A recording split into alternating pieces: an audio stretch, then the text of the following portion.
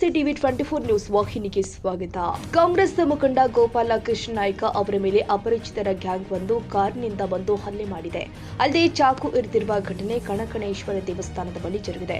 ಗೋಪಾಲ ಕೃಷ್ಣ ನಾಯ್ಕ ಅವರು ತಮ್ಮ ಕಾರಿನಿಂದ ಇಳಿದು ದೇವಸ್ಥಾನಕ್ಕೆ ಹೋಗುವ ವೇಳೆ ಅವರನ್ನ ಹಿಂಬಾಲಿಸಿ ಬಂದ ದುಷ್ಕರ್ಮಿಗಳು ಚಾಕು ಇರಿದಿದ್ದಾರೆ ಎನ್ನಲಾಗ್ತಾ ಇದೆ.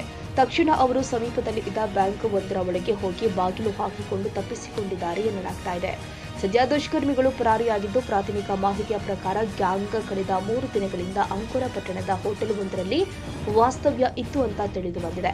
ಗಾಯಗೊಂಡ ಗೋಪಾಲ ಕೃಷ್ಣ ನಾಯ್ಕ ಅವರನ್ನ ಅಂಕೋಲದ ಖಾಸಗಿ ಆಸ್ಪತ್ರೆಗೆ ದಾಖಲು ಮಾಡಲಾಗಿದೆ. ಇನ್ನು ದುಷ್ಕರ್ಮಿಗಳ ಪತ್ತೆಗಾಗಿ ಅಂಕೋಲ ಪೊಲೀಸರು ಕಾರ್ಯಾಚರಣೆ ಮಾಡ್ತಾ ಇದ್ದಾರೆ.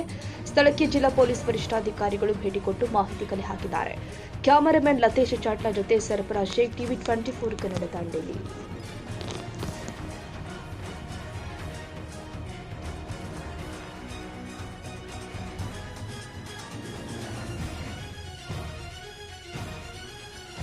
ಕನ್ನಡಿಗರ ಮೆಚ್ಚಿನ ನಿಮ್ಮ ಟಿವಿ 24 ಕನ್ನಡ ನ್ಯೂಸ್ ವಾಹಿನಿ ಇದೀಗ ಟಿವಿಯಲ್ಲಿ ಲಭ್ಯ.